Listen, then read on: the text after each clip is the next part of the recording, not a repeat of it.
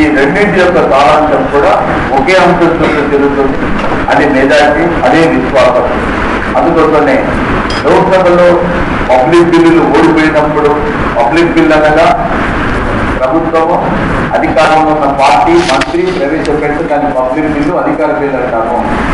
ఆ బిల్లు ఓడిపోతే ప్రభుత్వం రాజీనామా చేయాలి. ఎందుకంటే లోక్సభలో మెజార్టీ సంపాదించి అధికారంలోకి వచ్చినటువంటి ప్రభుత్వం ప్రవేశపెట్టిన బిల్లు ఓడిపోయిందంటే అది తన మెజార్టీని కోల్పోయినట్టుగానే భావించాలి. అందుకనే ప్రభుత్వం రాజీనామా చేయాలి.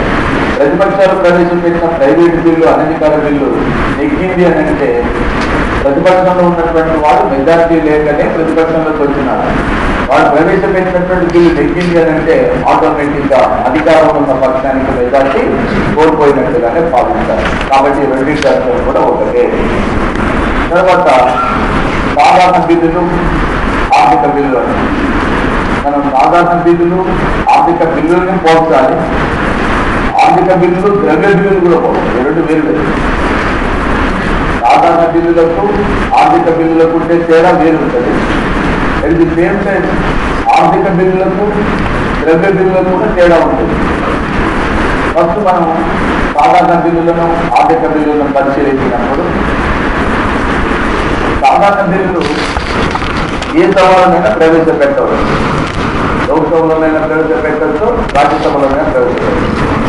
ఆర్థిక బిల్లులు మాత్రం లోక్సభలోనే ప్రవేశపెట్టవచ్చు. సాధారణ బిల్లులు ప్రవేశపెట్టడానికి రాష్ట్రపతి అనుమతి అవసరం లేదు. కానీ ఆర్థిక బిల్లులు ప్రవేశపెట్టాలంటే రాష్ట్రపతి అనుమతి తప్పనిసరిగా. ఆర్థిక బిల్లు ఎక్కడ మాత్రమే ప్రవేశపెట్టాలి? లోక్సభ. సాధారణ బిల్లులు ఒక బిల్లు ఆర్థికమైనది కాదు నిర్ణయించేది స్పీకర్. నిర్ణయించిన తర్వాత ఈ బిల్లులు ఎక్కడ మాత్రమే ప్రవేశపెట్టాలి? ఎవరు అనుమతి పొందాలి? రాష్ట్రపతి.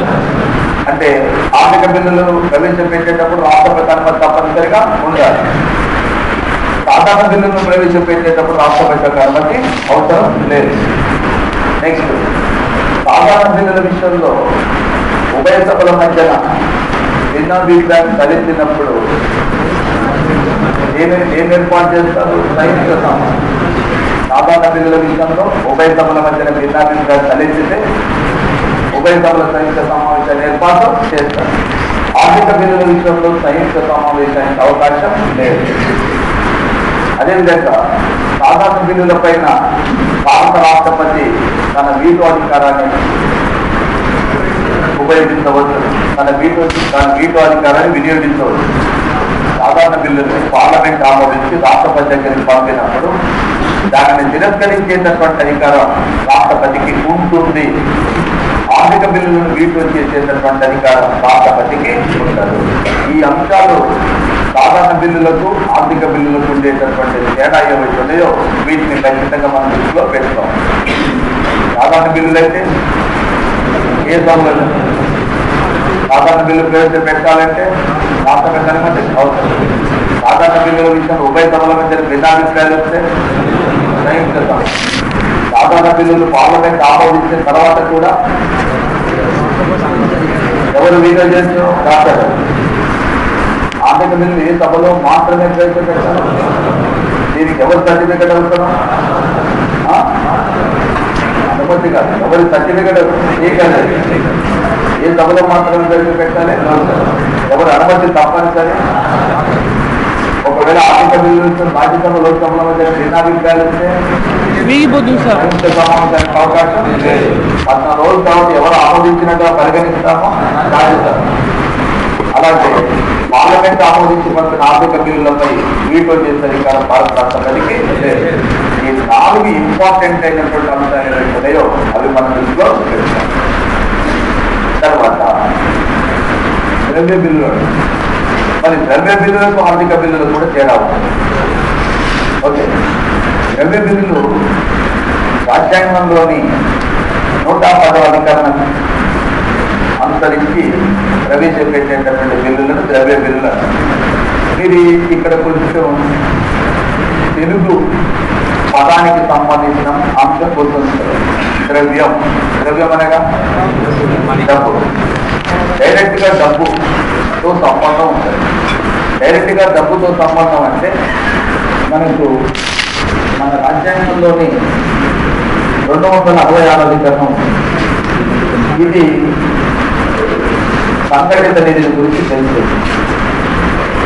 సంఘటిత నిధి అంటే ప్రభుత్వానికి వచ్చే ఆదాయాలు మొత్తం ఇందులో చేరుస్తారు. ఆదాయం ఏ రూపంలో వస్తుంది అంటే పన్నుల రూపంలో రావచ్చు, అప్పుల రూపంలో రావచ్చు, అమ్మకాల రూపంలో రావచ్చు, ఇంకే రకంగా రావచ్చు. వచ్చినటువంటి ఆదాయం మొత్తం ఎక్కడ చేస్తున్నారు? సంఘటిత. ప్రభుత్వం చేసేటటువంటి ఖర్చులు మొత్తం కూడా దేని నుంచి చెల్లిస్తారు? సంఘటిత. అంటే ప్రభుత్వం ఖర్చులు చేయాలనుకున్నప్పుడు సంఘటిత. ఖర్చులు అంటే ఇందులో అభివృద్ధికి సంబంధించి కానీ, లేదా అప్పులకు సంబంధించి కానీ, లేదా వడ్డీలకు సంబంధించి కానీ, లేదా జీతభత్యాలకు సంబంధించి కానీ ప్రభుత్వం చెల్లించేటటువంటి మొత్తం ఎక్కడి నుంచి చెల్లిస్తారమ్మా? ఎక్కడ చెల్లిస్తాను? ఇక్కడ సంఘటిత నిధికి ఏ డబ్బు ఖర్చు అంటే చేర్చాలన్నా పన్నుల రూపంలో కానీ, అప్పుల రూపంలో కానీ, అమ్మకాల రూపంలో కానీ వచ్చిన ఏ రూపాయి అయినా సరే సంఘటిత నిధిలో చేర్చాలి. సంఘటిత నిధిలో చేర్చాలంటే భారత పార్లమెంట్ చట్టం చేయాలి.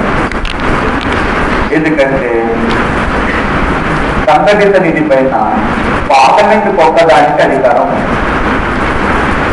పార్లమెంటుకు మాత్రమే అధికారం ఉంది. మీరు చాలా సందర్భాల్లో మీకు చెప్పాను, మనకు భారతదేశంలో ₹1 పన్ను విధిస్తారని కూడా 245 అధికారం ప్రకారం చట్టం చేసి కేంద్రంలోనైతేనో దేశం మొత్తం మీదనైతేనో పార్లమెంటు చట్టం చేసి, రాష్ట్రంలోనైతేనో రాష్ట్ర శాసనసభ చట్టం చేసి మాత్రమే పన్నులు విధిస్తారు. చట్టబద్ధంగా తప్ప మరి ఏ విధంగా కూడా పన్నులు విధించే అధికారం ఈ దేశంలో ఎవరికీ లేదు. అది రాజ్యాంగం. అంటే సంఘటిత నిధికి డబ్బులు సమకూర్చేటప్పుడు పార్లమెంట్ ఆమోదించాలి. సంఘటిత నిధి నుంచి ₹1 ఖర్చు పెట్టాలన్నా పార్లమెంట్ ఆమోదించాలి. ఎందుకంటే సంఘటిత నిధి మొత్తం ఎవరు ఆధీనంలో ఉంటుంది? పార్లమెంట్. సంఘటిత నిధికి డబ్బులు చేర్చేటప్పుడు కానీ, సంఘటిత నిధి నుంచి ఖర్చు పెట్టేటప్పుడు కానీ ఎవరు ఆమోదించాలి? పార్లమెంట్. అలా డైరెక్ట్ గా డబ్బు ద్రవ్యము చేర్చడం, తీసుకొని ఖర్చు పెట్టేటప్పుడు పార్లమెంట్ ఆమోదించాలి. దానికోసం పార్లమెంటులో ప్రవేశపెట్టే ఏ బిల్లు అయినా ద్రవ్య బిల్లు. డైరెక్ట్ గా ద్రవ్యంతో సంబంధం ఉన్న బిల్లులు, డైరెక్ట్ గా ద్రవ్యంతో సంబంధం డబ్బుతో ఏ రూపంలోనన్నా డబ్బులు రావచ్చు ప్రభుత్వానికి. వచ్చిన డబ్బు మొత్తం ఎక్కడ చేస్తాం? సంఘటన. చేసే ఖర్చు మొత్తం ఎక్కడ ఖర్చు పెడతాం? సంఘటన. అవన్నీ చేయాలంటే ఎవరు ఆమోదిస్తారు? పార్లమెంట్. పార్లమెంట్ ఆమోదించాలంటే పార్లమెంట్ బిల్లు. ఆ బిల్లుని ఏ బిల్లు అంటామంటే ద్రవ్యం. డైరెక్ట్ గా ప్రత్యక్షంగా ద్రవ్యంతో సంబంధం ఉన్న బిల్లు. రెండవది ఆర్థిక బిల్లు. భారత రాజ్యాంగంలో ఉన్నటువంటి 117వ అధికరణం. ఈ 117వ అధికరణలో 2 రకాల బిల్లులు ఉంటాయి. ఆర్థిక బిల్లులు. బట్ 2 రకాల బిల్లులు ఉంటాయి. ఒకటి మొదటి రకం ఆర్థిక బిల్లులు. దాంట్లోనే ఉంటుంది అధికరణం. మొదటి రకం ఆర్థిక బిల్లులు, రెండవ రకం ఆర్థిక బిల్లులు, 2 ఉంటాయి. మొదటి రకం ఆర్థిక బిల్లులు అంటే మళ్ళీ మొదటి రకం ఆర్థిక బిల్లులు అంటే ద్రవ్యంతో సంబంధం ఉన్నది. ప్రత్యక్షంగా ద్రవ్యంతో సంబంధం ఉన్నది. రెండవ రకం ఆర్థిక బిల్లులు అంటే ప్రత్యక్షంగా ద్రవ్యంతో సంబంధం లేని బిల్లులు. ప్రత్యక్షంగా ద్రవ్యంతో సంబంధం లేని బిల్లులు అంటే ఎలా ఉంటాయి? ఎటువంటివి? కేంద్ర ప్రభుత్వం పార్లమెంటు 265 అధికరణ అనుసరించి భారతదేశంలో ఇన్స్టిట్యూట్ ట్యాక్స్ బహుమతి పన్ను విధిస్తూ చట్టం చేసింది. బహుమతి పన్ను విధిస్తూ చట్టం చేసింది. బహుమతి పన్ను విధిస్తూ చట్టం తీసుకొచ్చిన తర్వాత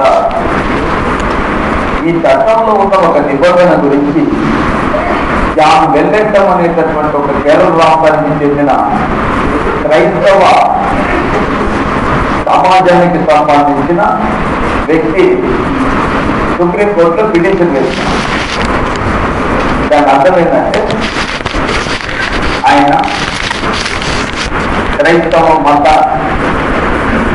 విశ్వాసం కలిగినటువంటి వ్యక్తి. అతనికి ఎవరు వారసులు లేదు. ఆయన కొంత ఆస్తి ఉన్నది. ఆ ఆస్తి మొత్తాన్ని కూడా ఒక చారిటబుల్ ట్రస్ట్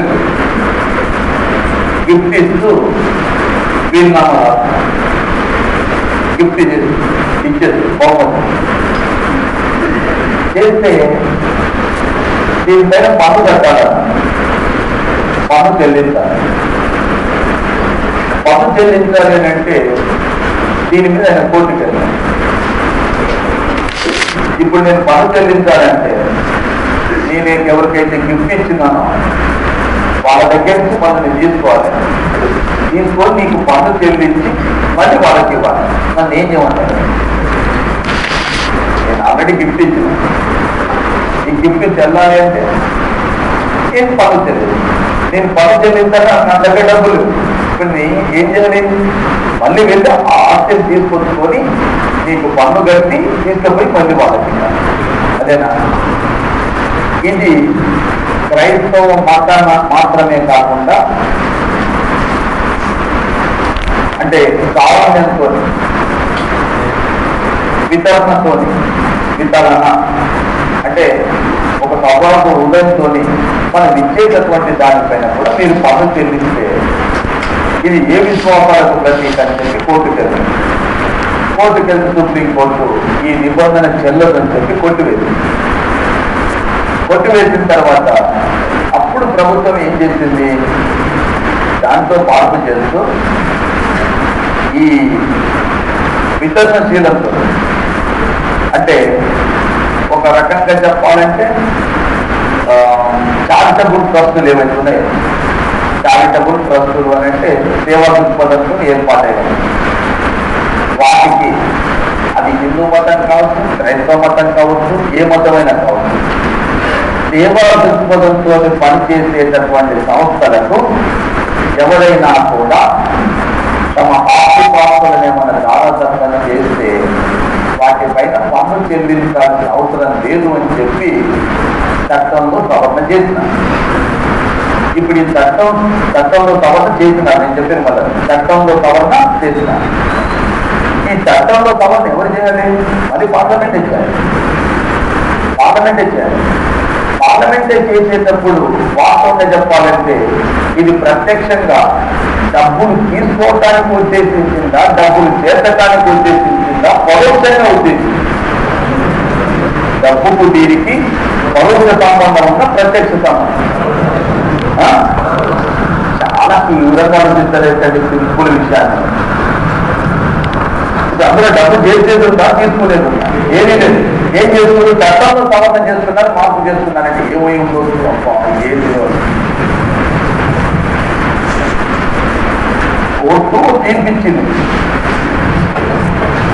సేవా దృక్పథంతో మతపరంగా కావచ్చు, సేవా దృక్పథంతో కావచ్చు, కారణంతో వితరణతో ఏర్పాటు చేసిన సంస్థలు అవి సేవా దృక్పథంతో ఏర్పాటు చేసినవి కాబట్టి వాటికి ఏది ఇచ్చినా కూడా బాగుంటుంది. ఇక్కడ కమర్షియల్ లేదు, వ్యాపార దృక్పథంతో కాదు అంటే ఇవ్వడం లేదు. మీరు అందుకని అప్పుడప్పుడు సీఎం రిలీఫ్ ఫండ్, వరద బాధితుల ఇచ్చే విధానాలు ఇవి ఐటెంపల్లి కిందకి వస్తే రావు. అలాగే ఈ చట్టంలో సవరణ చేసిన చట్టంలో సవరణ చేయటం కోసం ఉద్దేశించిన బిల్లు ప్రత్యక్ష ద్రవ్యంతో సంబంధం ఉంటుందా పరోక్షంగా ఉంటుందా? దాన్ని రెండవ రకమైన ఆర్థిక బిల్లు. అది ప్రత్యక్షంగా ద్రవ్యంతో సంబంధం లేదు. ఏ విధంగా ఉంటుంది? పరోక్షంగా ఉంటుంది. నువ్వు డైరెక్ట్ గా ట్యాక్స్ వేస్తూ చట్టం చేస్తే ఏంటిదండి ప్రత్యక్ష. కానీ ఇక్కడ ఏంటిది? మార్పు చేస్తున్నాం. ఏంటో మార్పు చేస్తున్నాం? చట్టం. అందుకోసమే దీన్ని పరోక్షంగా ద్రవ్యంతో సంబంధం ఉన్న బిల్లులని రెండవ రకమైన ఆర్థిక బిల్లులు అంటారు. రెండవ రకమైన ఆర్థిక బిల్లులు ఏ సభలోనైనా ప్రవేశపెట్టవచ్చు. దీనికి రాష్ట్రాలకు అనుమతి కూడా అవసరం లేదు. అంటే ఇది నథింగ్ బట్ ఏ బిల్లుగా పరిగణిస్తాము? సాధారణ. ఎన్నో రకమైన ఆర్థిక బిల్లులు? రెండవ రకం. ఎవరు అనుమతి అవసరం లేదు. ఇది దేంతో సంబంధం ప్రత్యక్షంగా ఉండదు, ద్రవ్యంతో. ఏ విధంగా ఉంటుంది? పరోక్షంగా. 117వ అధికారంలో ఆర్థిక బిల్లులు ఎన్ని రకాలు? ఒకటి ప్రత్యక్ష ద్రవ్యం, రెండోది పరోక్షం. మొదటి రకం బిల్లులన్నింటినీ కూడా మామూలుగానే ఉంటాయి, ఇంతకుముందు చెప్తే ద్రవ్య బిల్లు. కానీ రెండవ రకమైనటువంటి ఆర్థిక బిల్లులోకి వచ్చినప్పుడు మాత్రం ప్రత్యక్ష ద్రవ్యంతో సంబంధం ఉండదు. కాబట్టి దీనిని ఏ సభలోనే ప్రవేశపెట్టవచ్చు, రాష్ట్రపతి అనుమతి అవసరం లేదు. Next vote on account. Vote on account. Vote on account అంటే ఇది మామూలు భాషలో చెప్పాలంటే ఇది రాజ్యాంగంలోని 116వ అధికారంలో ప్రస్తావించబడింది. ఇది ఒక అనామతు బడ్జెట్. మామూలు భాషలో చెప్పాలంటే అనామతు బడ్జెట్, తాత్కాలిక బడ్జెట్. అనామతు బడ్జెట్ కన్నా తాత్కాలిక బడ్జెట్ అన్న ఒకటి. అసలు ఈ బడ్జెట్ తాత్కాలిక బడ్జెట్, అనామతు బడ్జెట్ పార్లమెంట్ ఎందుకు ప్రవేశపెడతారు, పెట్టాల్సిన అవసరం ఎందుకు వస్తుంది అంటే ఎన్నికలు వచ్చినప్పుడు మామూలుగా పార్లమెంట్ సమావేశాల్లో వర్షాకాల సమావేశం కానీ శీతాకాల సమావేశం కానీ చాలా తక్కువ ఉంటుంది. 15 రోజులు పెడితే కష్టం. మినిమం 45 రోజుల పైగా సమావేశాలు జరిగేటటువంటి వేటు మినిమం 60 రోజులు జరుగుతుంది, 50 రోజులు కావచ్చు. ఎంత మినిమం 45 days తక్కువ కాకుండా జరిగే సమావేశాలు ఏంటి? బడ్జెట్. ఇందులో మనకి సెలవులు 2 నెలలు దాటిపోతుంది. అయితే ఎందుకంటే 5 days తప్పని పరిస్థితులు ఉంటే శనివారం సమావేశం ఉంటుంది. తప్పని పరిస్థితులు అమలు సమావేశం 2 రోజులు జరుగుతుంది, 5 రోజులు. అయితే 2 నెలల లోపల 5 రోజుల లోపల 20, 24 రోజులు 2 నెలలు. నెక్స్ట్ ఇంకొక 5 రోజులు 10 రోజులు అవసరం జరుగుతుంది. అవసరాన్ని బట్టి శనివారం జరుగుతుంది. ఎంతలో శనివారం సమావేశం ఉండదు. అయితే ఎన్నికలు వచ్చినవి, ఎన్నికలు జరగాలి. ఇప్పుడు పార్లమెంట్ సమావేశాలు పూర్తి స్థాయిలో జరిగి అవన్నీ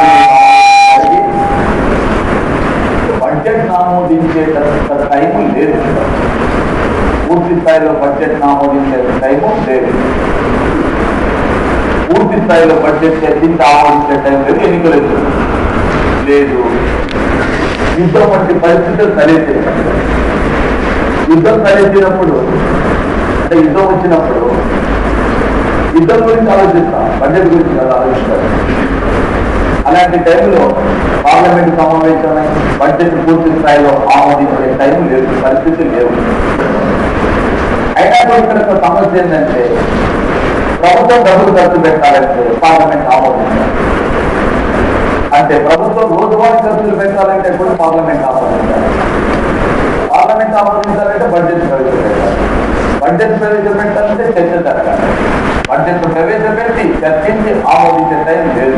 కానీ అక్కడ ఖర్చులు మరి ఏం చేయాలి ఇప్పుడు అంటే అలాంటి పరిస్థితులలో పార్లమెంటు అనామతిగా ఎంతో కొంత 20,000 కోట్ల, 30,000 కోట్ల, 10,000 కోట్ల ఎంతో కొంత డబ్బుని ఆమోదించి కరెక్ట్ గా ఫిక్స్ 3 days 2 నెలలకు సరిపోయేటంత డబ్బుని పార్లమెంట్ ఆమోదించి ప్రభుత్వానికి తీసుకుంది. నువ్వు అక్కడ దీనికోసం ఖర్చు పెట్టినావా, దానికోసం ఖర్చు పెట్టినావా అనేటటువంటి ఏముండదు. Just government can spend that much of expenditure day to day activities. ప్రభుత్వము సాధారణ పరిపాలనపరమైనటువంటి ఖర్చులు ఏవైతే ఉంటాయో వాటిని ఖర్చు పెట్టాలంటే కూడా పార్లమెంట్ ఆమోదం కావాలి. పార్లమెంట్ ఆమోదం కావాలంటే బడ్జెట్ ప్రవేశపెట్టాలి. బడ్జెట్ ప్రవేశపెట్టి చర్చించే సమయం లేదు కాబట్టి పార్లమెంటు అనామతిగా కొంత డబ్బుని ఖర్చు పెట్టడానికి ప్రభుత్వానికి అనుమతిస్తే దాన్ని ఓట్ ఆన్ అకౌంట్ ఏముంటుందని ఓట్ ఆన్ అకౌంట్. ఓకే, ఇది ఎంతకాలం ఉంటుంది? 2 రోజులు, 60 రోజులు ఇది ఖర్చు పెడుతుంది ప్రభుత్వం. మళ్ళీ పూర్తి స్థాయి బడ్జెట్ ఎప్పుడైతే ప్రవేశపెడుతున్నారో దీన్ని తీసుకుపోయి దాంట్లో కలుస్తారంటే అసలు పార్లమెంట్ ఎంత కేటాయించింది ఓట్ అనే అకౌంట్లో, ప్రభుత్వం దేనికోసం ఖర్చు పెట్టింది, ఎంత ఖర్చు పెట్టింది అనే మొత్తం కూడా పూర్తి స్థాయి బడ్జెట్లో కలపడం జరుగుతుంది. అర్థమైంది? అర్థం కలగాలి. ఎప్పుడు ప్రవేశపెడతారు ఇది? ఎన్నికల బడ్జెట్ సమావేశాలు ఏర్పడుతుంది సార్. సమావేశంలో పూర్తి స్థాయి బడ్జెట్ను ప్రవేశపెట్టి సమగ్రంగా చర్చించి ఆమోదించే సమయం లేకపోయినప్పుడు ప్రభుత్వం యొక్క రోజువారీ ఖర్చులు చేయడం కోసం పార్లమెంటు అనామతుగా తాత్కాలికంగా ఖర్చు పెట్టుకోవడానికి ఆమోదించి కేటాయించే బడ్జెట్నే ఏమంటాము? ఓట్ ఆన్ అకౌంట్ బడ్జెట్ అంటారు. ఎన్నో అధికారుల ప్రకారం ఎవరు ఆమోదిస్తారు? పార్లమెంట్. ఎవరికి కేటాయిస్తుంది? ప్రభుత్వం. ఇదిగో మీరు ఇంతవరకు ఖర్చు పెట్టారని చెప్పి అనుమతిస్తుంది. ఇది 60 రోజులు జరిపోయేటట్టుగా ఈ పరిస్థితి జరగలుగా 2 సందర్భాలు. ఒకటి, ఎన్నికలు జరిగే సందర్భంలో పార్లమెంట్ సమావేశం పూర్తి స్థాయిలో కాలేదు.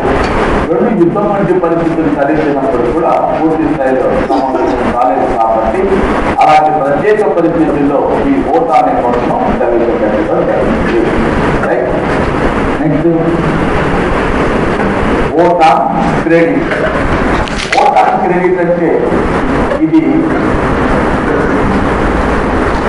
పార్లమెంటు ప్రభుత్వానికి ఇచ్చే ఒక బ్లాంక్ చెక్ వంటిది. రాసుకున్నాయి. పార్లమెంటు ప్రభుత్వానికి ఇచ్చే బ్లాంక్ చెక్ వంటిది. ఓకే, దాంట్లో కూడా vote on account, vote on credit అంటే ప్రభుత్వాలకు ఇప్పుడు మీరు ఆ సీక్వెన్స్ ఫాలో అవుతున్నారు కదా. ప్రభుత్వం ఏ డబ్బులు ఖర్చు పెట్టాలని ఎవరు అనుమతి తీసుకోవాలి? పార్లమెంట్ అనుమతి లేకుండా రూపాయి కూడా ఖర్చు పెట్టే అవకాశం ప్రభుత్వాలకు లేదు. ఇప్పుడు ఓట్ ఆన్ క్రెడిట్ అంటే మామూలు క్రెడిట్ అంటే అర్థం ఇక్కడ ప్రభుత్వం అంటే పార్లమెంటు చర్చించి ఆమోదించి కేటాయించిన డబ్బు సరిపోదు అని భావించినప్పుడు సాధారణ పరిపాలన కోసం అవసరమైనటువంటి ఎక్సెస్ డబ్బుని ఖర్చు పెట్టడానికి ముందస్తుగా రిజర్వ్ బ్యాంకు నుంచి డబ్బులు తీసుకోవటానికి ప్రభుత్వానికి అంటే అప్పు రూపంలో తీసుకోవటానికి ప్రభుత్వానికి కల్పించేటటువంటి ఒక బ్లాంక్ చెక్ అంటే నువ్వు నాకు అవసరం ఉంది, నేను తీసుకుంటున్నాను, నువ్వు ఎంత తీసుకోవచ్చు దాని మీద నీకు పర్మిషన్ ఇస్తుంది. నువ్వు అప్పు తెచ్చుకోవాలన్నా ఖర్చు పెట్టాలన్నా ఏం చేయాలన్నా ఎవరు తీసుకోవాలి? పార్లమెంట్ ఆల్రెడీ నీకు కేటాయించింది బడ్జెట్, నువ్వు దాన్ని ఖర్చు పెట్టుకుంటున్నావు. సరిపోకపోతే ఏం చేయాలండి? అప్పు పెట్టాల్సి వస్తుంది. అలాంటప్పుడు నువ్వు తీసుకోవటానికి ముందస్తుగా తీసుకోవటానికి నీకు అనుమతి ఇచ్చిన ప్లాన్ చెప్పబడింది ఓట్ ఆన్ క్రెడిట్. అర్థంగా ఈరోజు చూడండి, పార్లమెంట్ ప్రభుత్వానికి ప్రతి అంశంలో కూడా చర్చించి ఆమోదించి బడ్జెట్ని కేటాయిస్తుంది. దాన్ని ఖర్చు పెట్టుకున్నది కాదు ప్రభుత్వానికి ఉంటుంది. కానీ ఒక్కొక్కసారి డౌట్ అది సరిపోకపోతే ప్రభుత్వం ఏం చేయాల్సి వస్తుంది? అప్పులు సేకరించాల్సి వస్తుంది, ముందుగా ఖర్చు పెట్టాలి. అది ఖర్చు పెట్టాలంటే ఎవరు అనుమతి ఉండాలి? పార్లమెంట్ అనుమతి ఉండాలంటే అప్పటికప్పుడు పార్లమెంట్ సమావేశమై బిల్లు ప్రవేశపెట్టి ఆమోదించడం సాధ్యం కాదు. కాబట్టి ప్రభుత్వానికి ఏం చేస్తున్నావు? ఓకే, నువ్వు ఇంతవరకు ఈ మేరకు నువ్వు క్రెడిట్ అంటే అప్పుకు వెళ్ళడానికి నీకు మేము అనుమతిస్తున్నాం, ముందస్తుగా తీసుకోవడానికి నీకు అనుమతిస్తున్నాం అంటూ అనుమతించేటటువంటి దానినే ఓట్ ఆన్ క్రెడిట్ గా చేస్తున్నాం. నెక్స్ట్ అభిశంసన, అది కంటింజెన్సీ. ఇంతకుముందు సంఘటిత నేను చెప్పినాను కదా, 267లో కంటింజెన్సీ ఫండ్ అని ఆగుంటక నిధి, అత్యవసర నిధి, ఆపత్కాల నిధి అంటారు దాన్ని. 267లో అది పార్లమెంటే చర్చించి కేటాయించి రాష్ట్రపతి ఆధీనంలో ఉంటుంది. ఎవరు ఆధీనం ఉంటుంది? రాష్ట్రపతి. ఆపద వచ్చింది, విపత్తులు సంభవించినవి, దాన్ని ఖర్చు పెట్టాలి. ఖర్చు పెట్టాలంటే లేదా మనం శాసన ప్రక్రియ గురించి చెప్పేటప్పుడు చెప్పారు, మీకు ఐడియా ఉంటుంది. ఓ బిల్లులు ప్రవేశపెట్టాలంటే ఎంత ప్రొసీజర్ ఉంటుంది? ఒక సభలో ప్రవేశపెట్టి ఆమోదించాలి, 2 సభలు ఆమోదించి రాష్ట్రపతికి పంపించి మొత్తం సమావేశాన్ని ఏర్పాటు చేయాలి. నోటీస్ ఇచ్చిన తర్వాత బిల్లు తయారు చేసిన తర్వాత రాష్ట్రపతికి పంపాలి, అనుమతి తీసుకోవాలి, పార్లమెంట్లో ప్రవేశపెట్టి ప్రవేశపెట్టి దశలు చెప్పిన ఈ దశల తర్వాత రెండో సభ ఆమోదించిన తర్వాత మళ్ళీ రాష్ట్రపతి ఆమోదించిన తర్వాత అప్పుడు ఖర్చు పెట్టాలి. పుణ్యకాలం కాస్త గడిచిపోతుంది.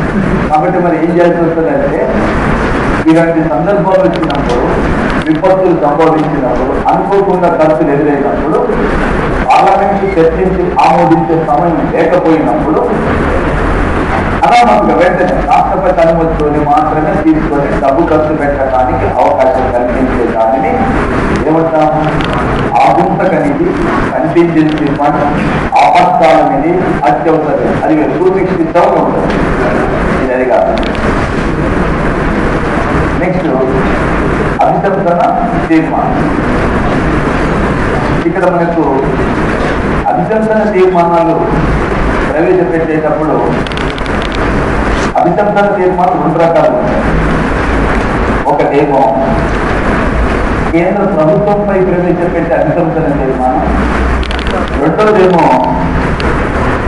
ఉపరాష్ట్రపతి, స్పీకరు, ప్రధానమంత్రి, సుప్రీంకోర్టు న్యాయమూర్తులు, హైకోర్టు న్యాయమూర్తులు, కంట్రోలర్ ఆడిటర్ జనరల్, ఎన్నికల ప్రధానాధికారి, వీళ్ళపై ప్రవేశపెట్టే తీర్మానాలు అభిశంసన. ఇవి వేరు. కేంద్ర ప్రభుత్వంపై మంత్రి మండలిపై ప్రవేశపెట్టే అభిశంసన తీర్మానం వేరు. ఈ రెండు వేరు వేరు. అభిశంసించడం అంటే మన భాషలో చెప్పాలంటే తిట్టడం, తప్పు పట్టడం, నిందించడం, ఇవన్నీ ఇంపార్టెంట్. నిందించడం, తప్పు పట్టడం, తిట్టడం. లేదా ఎవరిని? ఇప్పుడు చెప్పిన వాళ్ళు తమ విధి నిర్వహణలో ఏమైనా పొరపాట్లు చేసినప్పుడు వాళ్ళని తప్పుపడుతూ ఈ తీర్మానాన్ని ప్రవేశపెడతాం.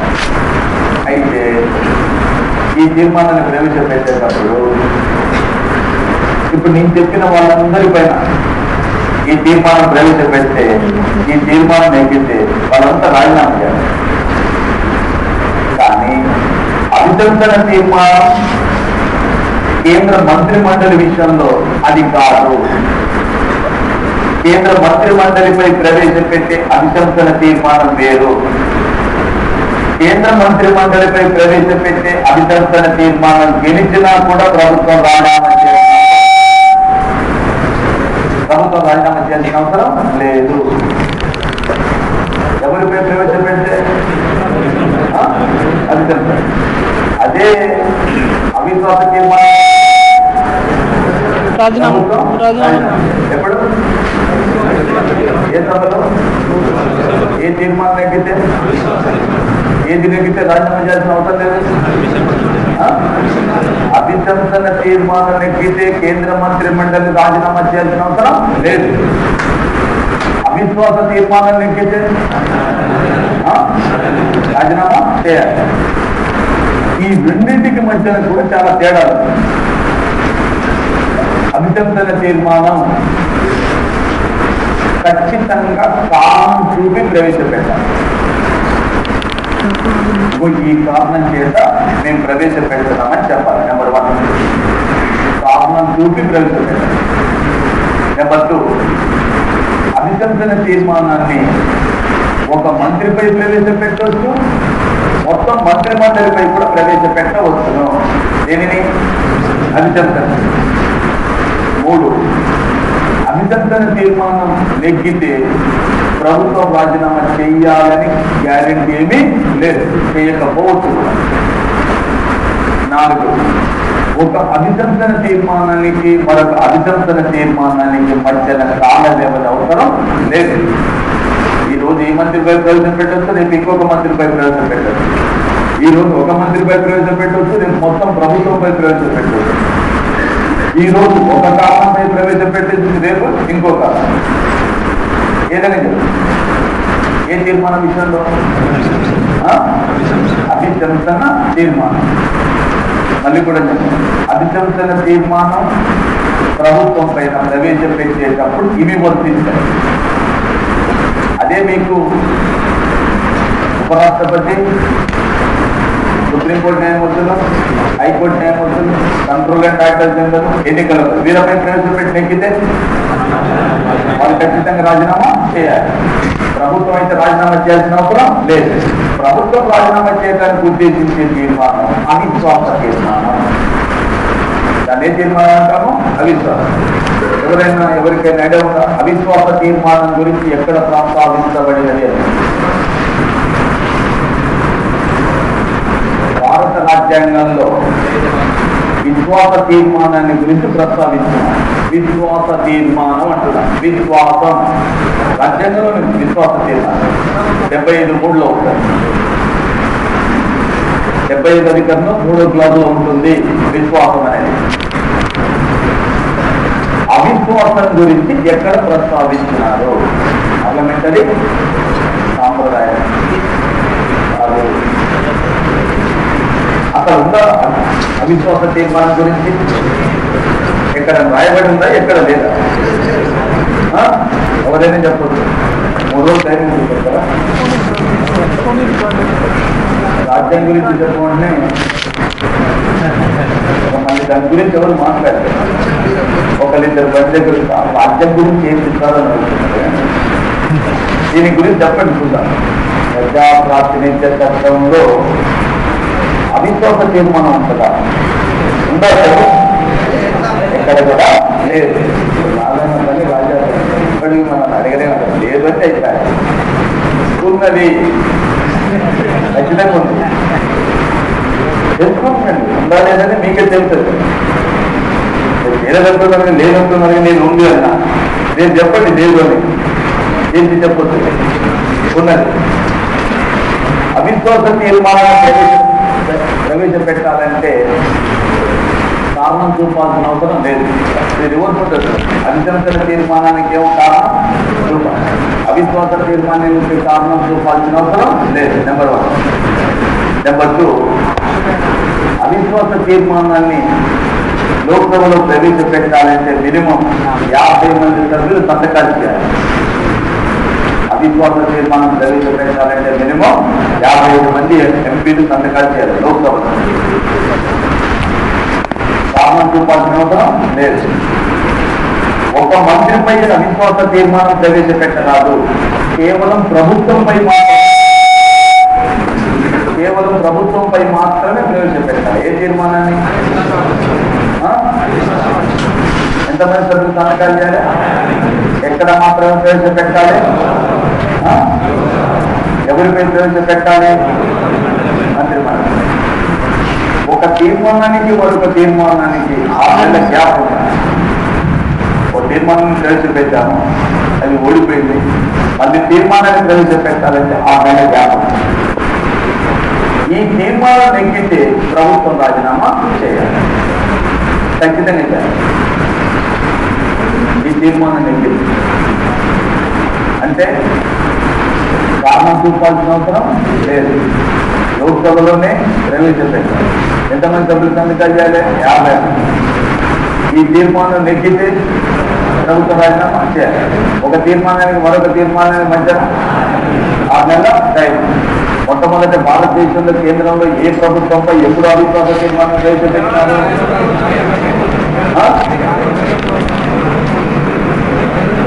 1963లో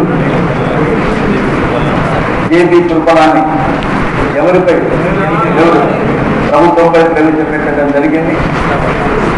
అత్యధిక అవిశ్వాస తీర్మానాలు ఎదుర్కొన్న ప్రధానమంత్రి శ్రీమతి ఇందిరాగాంధీ. శ్రీమతి ఇందిరాగాంధీ. నేను అడుగుతా ప్రశ్న, నాకు తెలుసు కదా. అత్యధిక అవిశ్వాస తీర్మానాలని ఎదుర్కొన్న ప్రధానమంత్రి ఇందిరాగాంధీ. ఒక పదవీ కాలంలో ఎక్కువ అవిశ్వాస తీర్మానాలు ఎదుర్కొన్నటువంటి వ్యక్తి అవిశ్వాస తీర్మానం ద్వారా అధికారాన్ని కోల్పోయిన ప్రధానమంత్రి వాజ్పేయి. మొదటి వ్యక్తి అంటే అవిశ్వాస తీర్మానం అంటే ఏమిటి, అవిశ్వాస తీర్మానాన్ని ఎక్కడ ప్రవేశపెట్టాలి, ఎంతమంది సభ్యులు సంతకాలు చేయాలి, దీన్ని ఆమోదిస్తే వచ్చే పరిణామం ఏంటి, ఇవన్నీ కూడా ఇదే ఉండాలి.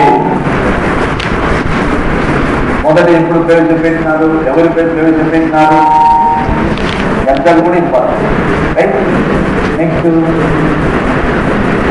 ఏం తీర్మానం? ఒక తీర్మానం.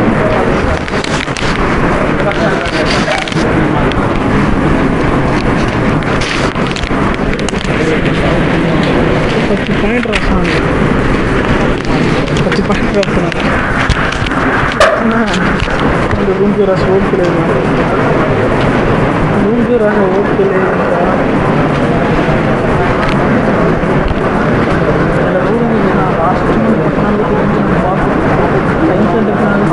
ఏదో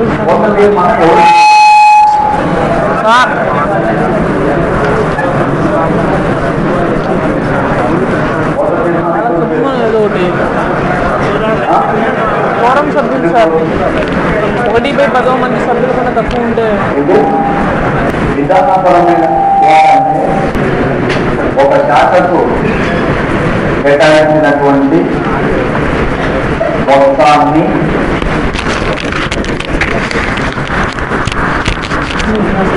₹1 చేయాలి. అంటే ఒకవేళ 10,000 కోట్లు కేటాయిస్తే దీనిని ఎంత చేయాలి?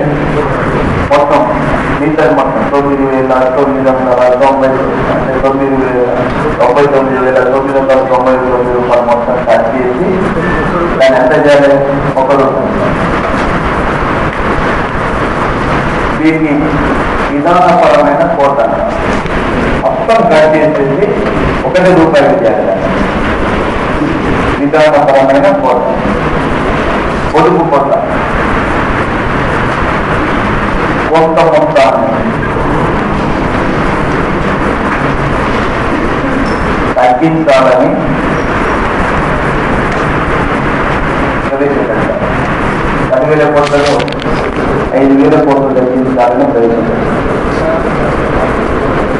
టోకెన్ కోట. ఈ మొత్తం డబ్బులలో కనీసం ఒక 100,000 తగ్గించాలని ప్రవేశపెట్టారు. కనీసం ₹100 తగ్గించాలి. దాంట్లో అదే ప్రవేశపెట్టే దాన్ని ఏమంటాము? టోకెన్ కోట. ఇక్కడ మీరు బహుశా నేను సందర్భంలో చెప్పిన అనుకుంటాను, చెప్పినా చెప్పలేదు, అదనే చెప్పండి. చెప్పలేదని చెప్పలేదు, సమాధానం చెప్పకపోయినా పర్లేదని చెప్పలేదని చెప్పండి. అంటే అధికారంలో ఉన్న ప్రభుత్వం బడ్జెట్ ప్రవేశపెట్టింది. బడ్జెట్ ద్వారా వివిధ శాఖలకు కేటాయింపులు చేస్తుంది. బడ్జెట్ ద్వారా వివిధ శాఖలకు కేటాయింపులు చేసేటప్పుడు ఏ ప్రభుత్వం అధికారంలో ఉన్న ప్రభుత్వం వాళ్ళ పరిపాలన విధానం ప్రాధాన్యత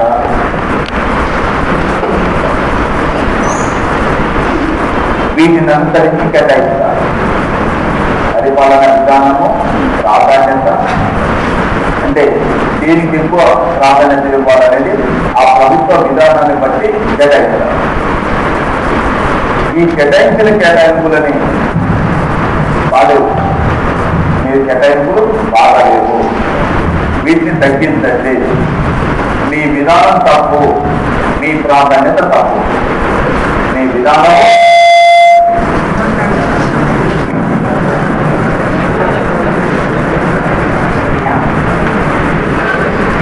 విధానము మీ ప్రాధాన్యత తప్పు అని ఎవరు ప్రవేశపెడతారు? ఇది ప్రతిపక్షాలు ప్రవేశపెట్టినటువంటి తీర్మానం. విషయం ఏంటంటే అధికార పక్షం తన జేబు కోసం కేటాయిస్తుంది. పోనీ ప్రతిపక్షమైన కోట విధించి నా కేటాయించని అడగదు. ఇక్కడ కేటాయింపులు కోట అనేది దేని మీద జరుగుతుంది? ప్రభుత్వం యొక్క ప్రాధాన్యత, ప్రభుత్వం యొక్క పరిపాలన విధానం. ఇప్పుడు చంద్రబాబు నాయుడు అధికారంలో ఉన్నప్పుడు రోడ్లకు ఇతర రంగాలకు ప్రాధాన్యత కల్పించింది. రాజశేఖర్ నుంచి వ్యవసాయానికి ప్రాధాన్యత కల్పించింది అనుకుంటుంది. రాజశేఖర రెడ్డి ప్రభుత్వం కల్పించిన ప్రాధాన్యతలు తప్పు, ఇవి మాకు నచ్చలేదు అని దానికి కేటాయించినటువంటి కేటాయింపులు కోట విధించాలని ప్రతిపక్షాలు ప్రవేశపెడితే కోట తీర్మానం లేదు. చంద్రబాబు నాయుడు యొక్క కేటాయింపులు నచ్చలేదు, దీంతో కోట విధించండి అని చెప్పి ప్రతిపక్షాలు. ఇక్కడ ప్రతిపక్షాలు ప్రవేశపెట్టే కోట తీర్మానం మీరు అందరూ ఏమనుకుంటున్నారంటే డబ్బులు తగ్గించడం, రూపాయలు తగ్గించడం, 100 రూపాయలు తగ్గించడం వేసింది, లేకపోతే కొంత మొత్తం తగ్గించడం, మీరు దాని గురించి విషయం అది కాదు. ప్రభుత్వం యొక్క విధానాన్ని, ప్రభుత్వం యొక్క అంటే ప్రాధాన్యతని తప్పు కొడుతున్నాం. మీ విధానం తప్పు, మీ ప్రాధాన్యత తప్పు అని ప్రతిపక్షాలు తీర్మానం ప్రవేశపెడితే అధికారంలో ఉన్నటువంటి ప్రభుత్వ విధానమే తప్పంటే ఆ ప్రభుత్వానికి సభలో విశ్వాసం ఉన్నట్టుగా కోల్పోయింది. అదే ఈ తీర్మానం నెగ్గితే ప్రభుత్వ రాజీనామా, ఈ తీర్మానం నెగ్గితే ప్రభుత్వం ఎందుకు రాజీనామా చేయాలంటే ఇప్పుడు నేను చెప్పింది దాని మీద ఆలోచన. డబ్బులు కాదు ఇక్కడ చూడాలి. 1 రూపాయి మీరు చూడండి, మొత్తం డబ్బు మొత్తాన్ని తగ్గించేసి దాన్ని 1 రూపాయి చేయాలంటే 1 రూపాయి చేయాలంటే దాని విధానపరమైన పాలసీ కట్ మోషన్. అసలు నీ విధానమే తప్పు, నీ కేటాయింపే తప్పు, నువ్వు కేటాయించిన కేటాయింపే తప్పు, నీ విధానం తప్పు అని ఎవరు ప్రవేశపెడుతున్నారు? ఈ తీర్మానం ప్రవేశపెట్టారు. నీ విధానం తప్పు, నీ కేటాయింపు తప్పు, నీ ప్రాధాన్యత తప్పు అని ప్రతిపక్షాలు తీర్మానం ప్రవేశపెడితే అది నెగ్గిందంటే ఆ ప్రభుత్వానికి సభలో విశ్వాసం ఉన్నట్ట లేదు. కాబట్టి ప్రభుత్వం ఏం చేస్తుంది? కోట తీర్మానం అంటే ఆ కోట నుంచి చూడాలి, ఈ కోట నుంచి కాదు. డబ్బులు రూపాయలు 2 రూపాయలు కాదు. రైట్, అర్థమైంది కదా? 3 రకాల కోట తీర్మానాలు ఏంటంటే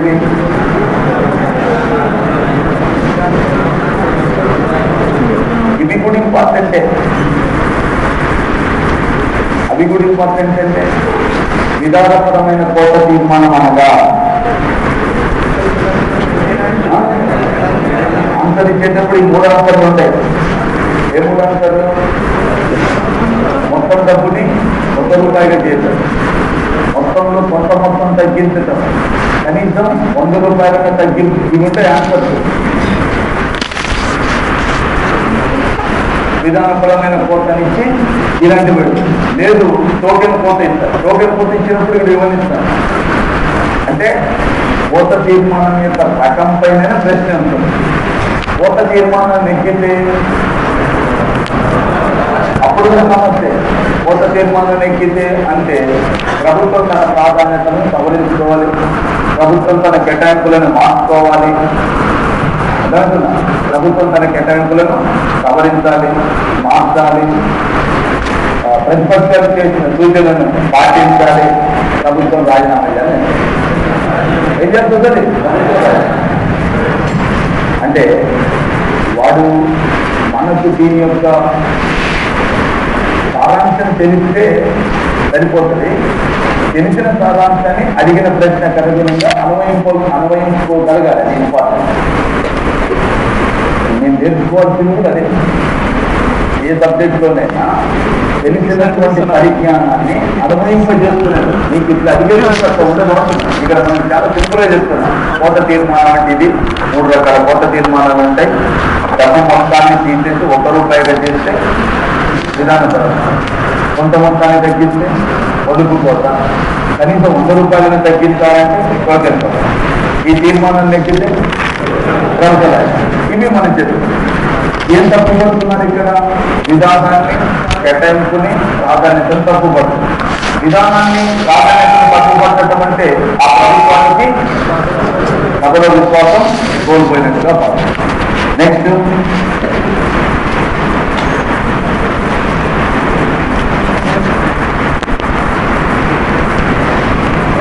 ఇది హెన్రీ గ్యాలప్ అనేటటువంటి వాడు, అమెరికా దేశానికి చెందిన Henry Gallup, doctor Henry Gallup అనేవాడు ఫస్ట్ టైం దీన్ని ప్రవేశపెట్టినాడు. Henry Gallup, doctor Henry Gallup. దీని అర్థం ఏంటంటే డాక్టర్ హెన్రీ గ్యాలప్ అనేవాడు ఫస్ట్ టైం ఎన్నికలు జరిగేటప్పుడు ఎన్నికలలో ఏ అంశాలు ప్రాధాన్యత వహిస్తున్నాయి,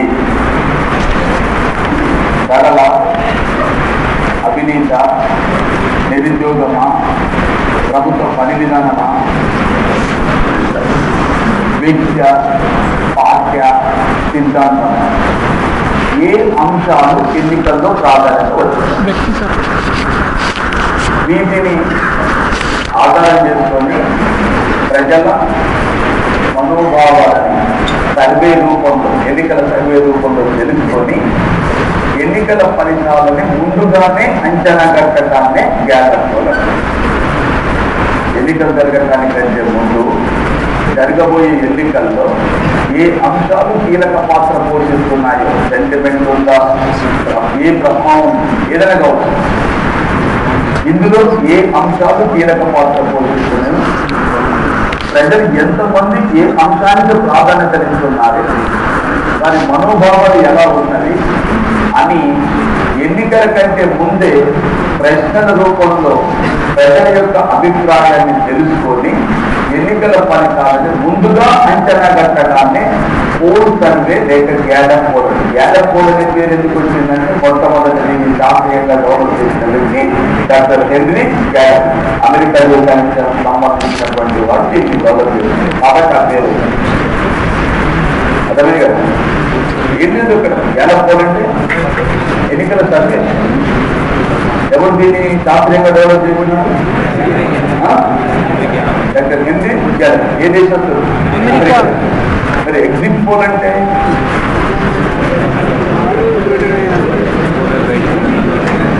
ఎగ్జిట్ పోల్ అంటే ఎన్నికలు అయిన తర్వాత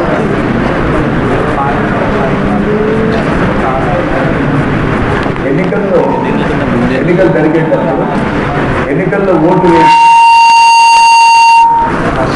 ఏం సార్ అది? ఎన్నికల్లో ఓటు వేసి బయటకు వచ్చేటటువంటి వ్యక్తులను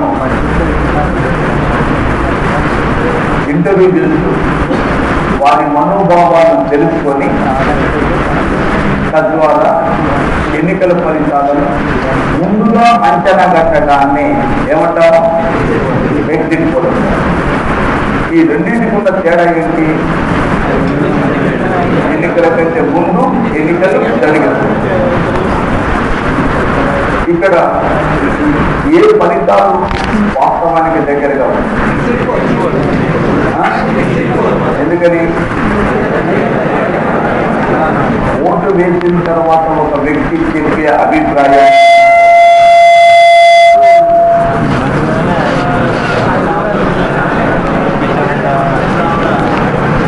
ఓటు వేసిన తర్వాత ఒక వ్యక్తి తెలిపేటటువంటి అభిప్రాయానికి ఓటు వేయటానికంటే ముందు తెలిపేటటువంటి అభిప్రాయానికి చాలా తేడా ఉంటుంది. ఎందుకని ఓటు వేయటానికంటే ముందు వ్యక్తి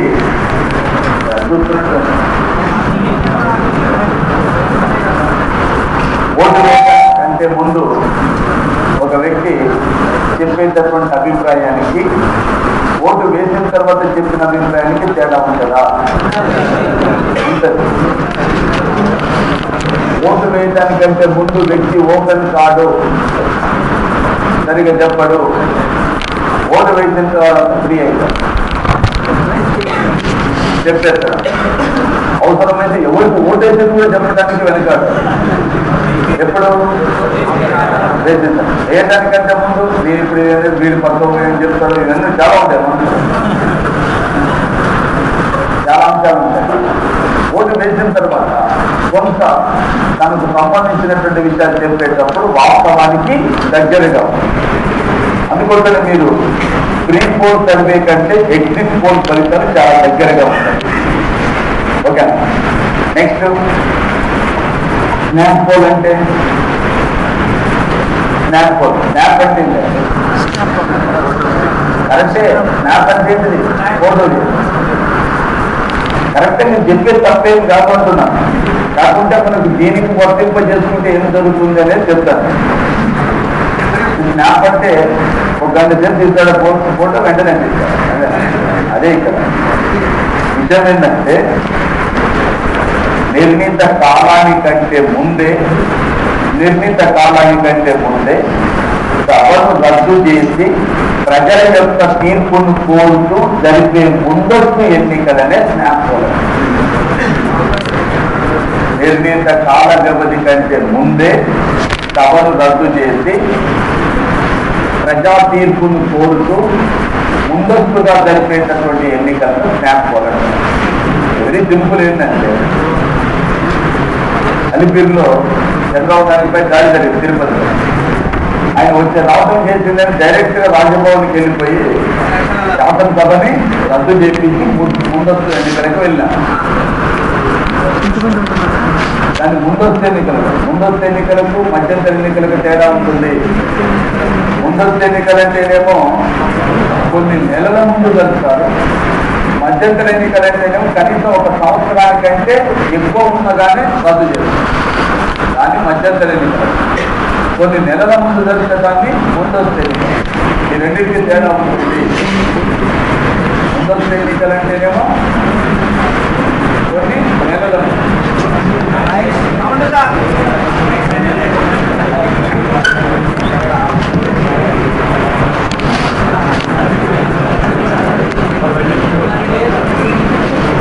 కేంద్రపై పాపం ఈ సరుకులు జరుగుతుంది. అక్కడ ముందుకు అన్నం తింటారు, అమ్ముతుంది నిజం. ఈ సరుకులు మనం ఇదే దరిద్రంగా ఈ సరుకులు తింటాము. అంటే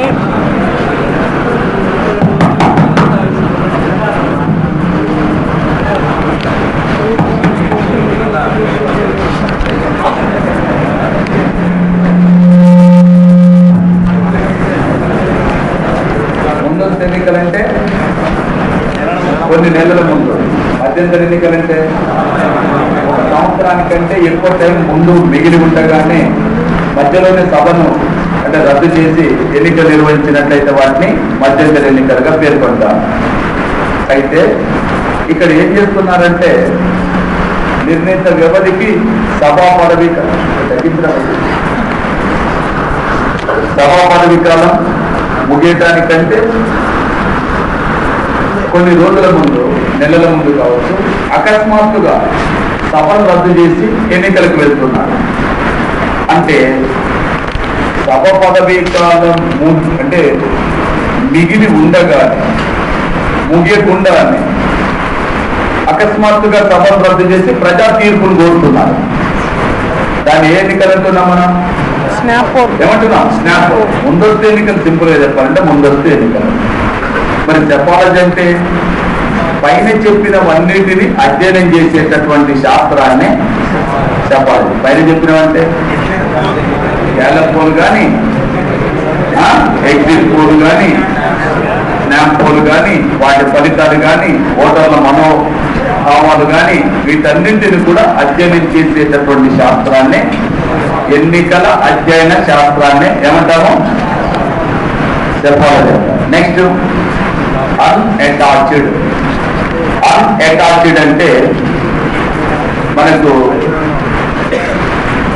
ఈ ఇండిపెండెంట్ అభ్యర్థులు ఎవరైతే ఉంటారో వాళ్ళని అన్అటాచ్డ్ అని చెప్పి చెప్తున్నారు ఇప్పుడు. యాక్చువల్ ఒరిజినల్ గా అన్అటాచ్డ్ అంటే వాళ్ళు కాదు.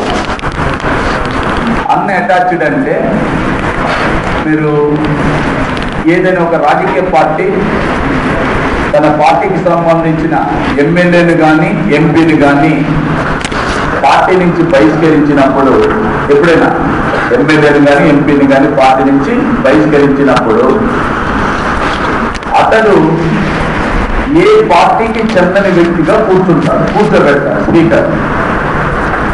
ఏ పార్టీ నుంచి అయితే బహిష్కరించినారో వాళ్ళతో పాటు కూర్చోబెడతాడు, ఎక్కడో దగ్గర కూర్చోబెడతాడు. అప్పుడు అతన్ని దేనిగా పరిగణిస్తాం? అన్అటాచ్డ్ అంటే ఎవరితో సంబంధం లేదు. అయితే ఇప్పుడు మన వాళ్ళు ఏం చేస్తున్నారంటే అన్అటాచ్డ్ అంటే ఇండిపెండెన్స్ కూడా అన్అటాచ్డ్ అని చెప్తున్నారు. వాస్తవానికి అన్అటాచ్డ్ అనేటటువంటి పదం వీళ్ళతో ఇండిపెండెన్స్ తో రాలే, బహిష్కరింపబడిన వ్యక్తులతోనే వచ్చింది యాక్చువల్ ఒరిజినల్ గా. కానీ ఇప్పుడు మనం అందరినీ కూడా అదే చెప్తాం. ఏ పార్టీతో సంబంధించి స్వతంత్ర అభ్యర్థులు కావచ్చు, పార్టీ నుంచి బహిష్కరింపబడిన వారు కావచ్చు, ఏ పార్టీతో సంబంధం లేకుంటే వాళ్ళందరినీ కూడా మనం అన్అటాచ్డ్ గానే పేర్కొంటున్నాం. ఓకే. Next manifesto. మేనిఫెస్టో అంటే ఎన్నికల ప్రణాళిక అని చెప్పి చెప్తున్నాం. మేనిఫెస్టో ఏమైనా సాధారణ ఎన్నికల కంటే ముందు ఒక రాజకీయ పార్టీ ప్రజలకు హామీలను ఇస్తూ ప్రమాణాలు చేస్తూ ముందస్తుగా చెప్పేటటువంటి ప్రణాళిక విడుదల చేసేటటువంటి ప్రణాళికనే మేనిఫెస్టోగా పేర్కొంటారు. Next closure motion. ఇది సమాపక తీర్మానం అంటారు. సమాపక తీర్మానం. యాక్చువల్గా ఈ తీర్మానాన్ని గతంలో ప్రతిపక్షాలు ప్రవేశపెట్టేది.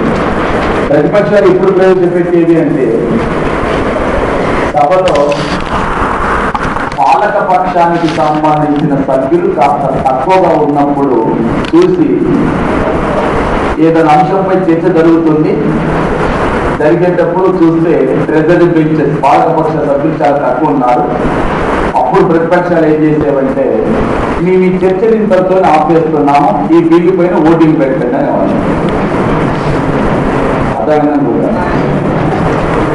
ఒక అంశంపై చర్చ జరుగుతుంది, ప్రతిపక్ష సభ్యుడు చర్చిస్తున్నారు ఆ అంశం పైన దానికి ఇచ్చిన టైంలో. ప్రతిపక్షం అంటే లెఫ్ట్ సైడ్ ఉంటుంది స్పీకర్, పాలకపక్షం రైట్ సైడ్.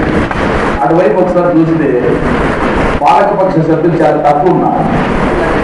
ఇప్పుడు బిల్లు పైన ఓటింగ్ పెడితే ప్రభుత్వం ఎదుకాలంలో పడుతుంది. అందుకోసమే ఏం చేస్తారు, చర్చని మధ్యలో ఆపేసి బిల్లు పైన ఓటింగ్ జరపాలని తీర్మానం ప్రవేశపెట్టి దాన్ని క్లోజర్ మోషన్ గా పేర్కొంటారు. అప్పుడు ప్రభుత్వం ఏం చేస్తుంది, ఆ మోషన్ నెగ్గితే ప్రభుత్వం ఏం చేస్తుంది. అందువలన చాలా సింపుల్ గా ఏదైనా సభలో ఏదైనా అంశంపై చర్చ జరుగుతున్న సమయంలో జరుగుతున్న చర్చను మధ్యలోనే ఆపివేసి ఆ అంశంపై సభ యొక్క నిర్ణయాన్ని కోరుతూ జరిపే ఓటింగ్నే లేదా ఓటింగ్ జరపాలని కోరుతూ ప్రవేశపెట్టే తీర్మానాన్నే ఏమంటాం? Closure motion. ఇది ఎవరి నిర్కారంలో పెట్టేటది చేసే ప్రయత్నం. అయితే ఇప్పుడు పాలకపక్షం కూడా తెలివి ఏం చేస్తుంది అంటే ఏదైనా బిల్లుపై చర్చ జరుగుతుందంట. చర్చ జరిగేటప్పుడు ఇక సభలో నానా రకాల ప్రతిపక్ష సభ్యులు ఉంటారు. ఇక ప్రతి వాడు ప్రశ్న అడుగుతుంటారు, నేను వీళ్ళందరికీ సమాధానం చెప్పాలా అని. ఇప్పుడు పాలకపక్షం ఏం చేస్తుంది, తన సభ్యులు మంచిగా ఉన్నారో అని చూసుకొని వెంటనే మధ్యలోనే చర్చను ఆపేసి క్లోజర్ మోషన్ ప్రతి. ఇప్పుడు సభ యొక్క నిర్ణయం జరపండి. అర్థంగా లేదా? ఇంతకుముందు ఎవరు ప్రవేశపెట్టే వాళ్ళు ఇవి? ఎందుకు? ప్రభుత్వాన్ని ఇబ్బంది పెట్టారు. ఇప్పుడు పాలకపక్షం తెలివి ఏం నేర్చిందంటే, సభలో ప్రతిపక్షాలంటే ఒకరిద్దరు ఉంటారు, చాలా పక్షాలు ఉంటాయి. వాళ్ళందరూ ప్రశ్నలు ఉంటారు. అన్నిటికీ సమాధానం ఎవరు చెప్పాలి? మంత్రి. ఇక వీళ్ళు అడిగిన అన్ని సమస్యలకు ఎవరు చెప్తారు సమాధానం అని మంత్రి ఏం చేస్తున్నాడు? చర్చని మధ్యలో ఆపేసి క్లోజర్ మోషన్ అంటే ఇప్పుడు బిల్లుపై ఓటింగ్ పెడుతున్నాడు. ఈ చర్చలు ఇది అందరికి సమాధానం నేను చెప్పాలనా? ఈ టైం అంతా వేస్ట్ ఎందుకు? అందుకోసమే ప్రభుత్వమే తన వైపు చూసుకుంటుంది. ఒకసారి మన వాళ్ళు అందరూ ఉన్నారా లేదా సభలో? ఉన్నారు. ఇక ఇప్పుడు ప్రతిపక్షాలు అడిగిన ప్రతి అంశానికి ఎవరు సమాధానం చెప్తారని చెప్పి మధ్యలోనే సమాధానం చెప్పటాన్ని ఆపేసి మధ్యలోనే బిల్లుపై ఓటింగ్ పెట్టండి అని పెడుతున్నారు. అంటే ఇప్పుడు నేను అందుకని అన్నాను ఇంతకుముందు, గతంలో ప్రతిపక్షాలు పాలకపక్ష సభ్యులు సరిగా లేనిది చూసి జరుగుతున్న చర్చని మధ్యలో ఆపేసి బిల్లుపై ఓటింగ్ జరపాలని కోరుతూ తీర్మానం ప్రవేశపెట్టారు.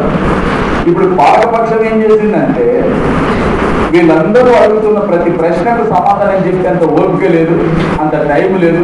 ఇక ప్రతి వాడు అడుగుతున్న వీళ్ళందరికీ ఏం చెప్తామన్న ఉద్దేశంతో బిల్లు ఒకవేళ కర్మగారి ఓడిపోతే మన ప్రభుత్వం రాజీనామా చేయాలి. అందుకోసం తన వాళ్ళు ఉన్నారా లేదా ఒకసారి చూసుకొని చర్చని మధ్యలోనే ఆపేసి బిల్లుపై ఓటింగ్ పెట్టాలని కోరుతూ ప్రవేశపెట్టేటటువంటి తీర్మానం. సింపుల్ గా చెప్పాలంటే క్లోజర్ మోషన్ అంటే అర్థం ఏంటిది?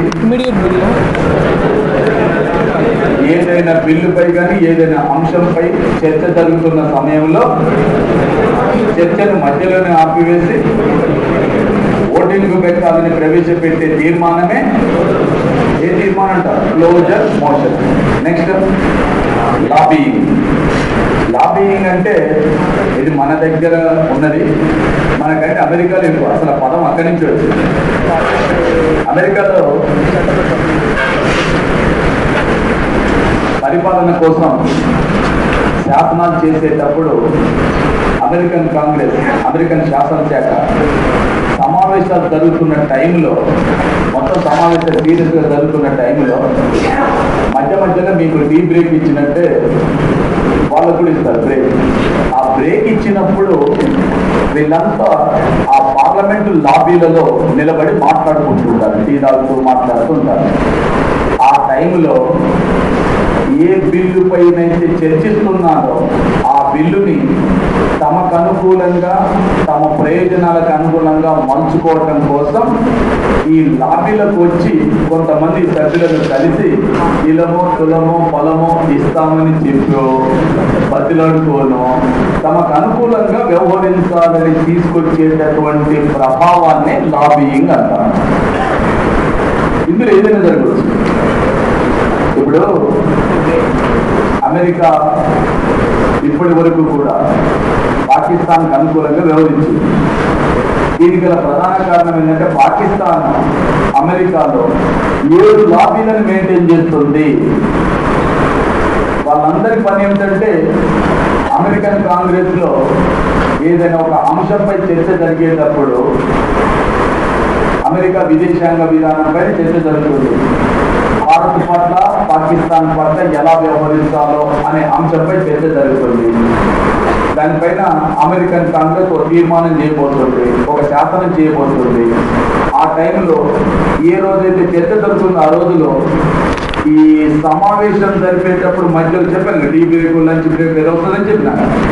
వాళ్ళు బయటికి వెళ్ళగానే ఈ లాబీలందరూ వచ్చి వాలిపోతారు. వచ్చేసి సభ్యులను కలిసి పాకిస్తాన్ చాలా మంచి దేశం, అది మనకు సహకరించే దేశం, మనం ఎట్లంటే అట్లా చెప్తే వినే దేశం, కాబట్టి మనం దానికి అనుకూలంగా వ్యవహరించాలి అని చెప్పాం. ఒకవేళ దాంట్లో మరి నాకేంటి అన్నాను, నీకు కూడా ఉన్నదని చెప్పి చాలా జరుగుతుంది అమెరికాలో. ఎందుకంటే మన మాదిరిగా అమెరికాలో మంత్రులు ఎవరు కూడా సభకు రారు. అమెరికాలో అమెరికా అధ్యక్షుడు కానీ అమెరికా మంత్రులు ఎవరు కూడా ఆ దేశ శాసనశాఖ సమావేశాలకు రారు. అమెరికా అధ్యక్షుడు కార్యనిర్వాహక శాఖ వేరు, అమెరికన్ శాసనశాఖ వేరు. మన మాదిరిగా మంత్రులంతా పార్లమెంటరీ సభ్యులే ఉండాలి, కాకపోతే 6 నెలలు ఎన్నికలు ఇలా ఉండదు. కాకూడదు, అక్కడ కన్యం కావాలి, అక్కడ కాకూడదు. ఒకవేళ సెనేట్ సభ్యుడు కానీ లేక ప్రతినిధుల సభ సభ్యుడు కానీ మంత్రిగా నియమింపబడితే తన సభ్యత్వానికి రాజీనామా చేయాలి. మంత్రులు సభలో ఉండకూడదు. అంటే శాసనశాఖ తనకు నచ్చిన విధంగా శాసనాలు చేస్తారు. అందువలన ఆ శాసనాలు చేసేటప్పుడు ఎవరెవరైతే ఉంటారో ఆ లాబీల్లోకి వచ్చి తమకు అనుకూలంగా వ్యవహరించడం కోసం ఈ సభ్యుల మీద ప్రభావాన్ని చూపటాన్ని లాబీయింగ్ అంటారు. మన దేశం కంటే అక్కడ చాలా ఎక్కువగా ఉంటుంది. Next appropriation bill.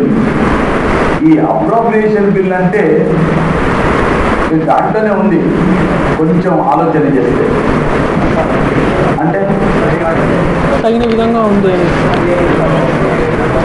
ఇప్పుడు ప్రభుత్వం బడ్జెట్ ప్రవేశపెట్టిన తర్వాత వివిధ శాఖలకు కేటాయింపులు చేస్తుంది. వివిధ శాఖల కేటాయింపులు చేసిన తర్వాత ప్రతిపక్షాలు ఏం ప్రవేశపెట్టచ్చు? కోత తీర్మానాలు అన్నీ కంప్లీట్ అయిపోయిన తర్వాత ఇప్పుడు ఫైనల్ అయిపోయింది, ఏ శాఖకి ఎంత కేటాయించడం అయిపోయింది. ఇదంతా ఏం చేయాలి? ఈ డబ్బంతా ఖర్చుకు సంబంధించిన డబ్బంతా ఎక్కడి నుంచి తీసుకోవాలి? ఆ సంఘటిత నిధి నుంచి తీసుకోవడం కోసం ఈ డబ్బు మొత్తాన్ని కూడా టోటల్ చేసి ఇగో ఈ సంవత్సరం ఇంత ఖర్చు సంఘటిత నిధి నుంచి ఖర్చు చేయాలి అంటూ అప్రోప్రియేట్ గా, ఇప్పుడు మనం అప్పుడప్పుడు చెప్తుంటాం కదండి, ఇంటి నుంచి బయటికి వెళ్ళేటప్పుడు ఏదేమన్నా ఖర్చు అవసరం ఉందంటే ఇగో దీనికి ఎంత, దానికి ఎంత, ఎంతైతే చెప్పురాదు అంటే అర్థం ఏంటిది? టోటల్ చెప్పురాదని ఎంతో మిందండి, ప్రతి దానికి అయ్యండి. అర్థమైందా? అవన్నీ అయిపోయిన తర్వాత ఆ డబ్బు మొత్తాన్ని కూడి ఆ ఖర్చు మొత్తాన్ని దేనిపై మోపాల్సి ఉంటుంది? సంఘటన. అప్పుడు ఆ టోటల్ చేసి సంఘటిత నిధిపై మోపటానికి ఉద్దేశించినటువంటి బిల్లునే అప్రాప్రియేషన్. దానిపై ఓటింగ్ పెట్టకూడదు, దానిపై కోత తీర్మానం పెట్టకూడదు. నువ్వు ఏదైనా పెట్టాలనుకుంటే కేటాయింపులు చేసినాం కదా, ఆ కేటాయింపులు చేసినప్పుడే దాంట్లోనే కోత విధించాలని నువ్వు తీర్మానం ప్రవేశపెట్టవచ్చు, దానిపై చర్చ జరగవచ్చు, ఏదైనా జరగవచ్చు. అవన్నీ అయిపోయిన తర్వాత ఏ శాఖలకు ఎంతెంత కేటాయింపులు జరపాలో నిర్ణయం జరిగిపోయిన తర్వాత టోటల్ అయిపోయింది. దానంతా టోటల్ చేసి ఆ టోటల్ గా వచ్చినటువంటి అంశం మొత్తం ఎంత అవుతుంది, ఆ మొత్తం ఎంత అవుతుంది అని తెలుసుకొని ఆ మొత్తాన్ని కూడా దేనిపై మోపుతుంటారు? సంఘటన. దాన్ని అప్రాప్రియేషన్ లేదా అప్రాప్రియేషన్ బిల్లుగా. దీనిపైన పార్లమెంట్ లో ఓటింగ్ పెట్టడానికి అవకాశం లేదు, దానిపై కోత తీర్మానం ప్రవేశపెట్టడానికి కూడా అవకాశం లేదు. Next gerrymandering. Gerrymandering అనేది ఒక పేరు. గెర్రీ మాండరింగ్ అనేటటువంటి వాడిని జెర్రీ మాండరింగ్ అన్న అతడే. ఏం లేదు, అతను అమెరికాలో ఈ నియోజకవర్గాలని పునర్వ్యవస్థీకరణ చేసేటప్పుడు ఎలా పునర్వ్యవస్థీకరణ చేయాలో శాస్త్రీయంగా కొన్ని నియమాలను రూపొందించి పెట్టినాడు. కాబట్టి అతని పేరు మీదనే ఇప్పుడు భారతదేశంలో కానీ ఎక్కడైనా సరే నియోజకవర్గాల పునర్వ్యవస్థీకరణ జరిపేటటువంటి పద్ధతినే గెర్రీ మాండరింగ్ అంటారు. నియోజకవర్గాల పునర్వ్యవస్థీకరణ. ఆ పునర్వ్యవస్థీకరణ జరపడానికి అనుసరించాల్సినటువంటి నియమాలు, సూత్రాలని శాస్త్రీయంగా రూపొందించి అమలు పరిచినటువంటి అమెరికా దేశానికి చెందిన గెర్రీ మాండరింగ్ అనేవాడు పేరుతోనే దాన్ని ముడిపడి ఉన్నదండి. నెక్స్ట్ ప్రభావ వర్గాలు. ప్రభావ వర్గాలంటే దాంట్లో ఒత్తిడి వర్గాలు అన్నాడే, ప్రభావ వర్గాలన్నా కూడా ఒత్తిడి వర్గం లేదా ప్రభావ వర్గం.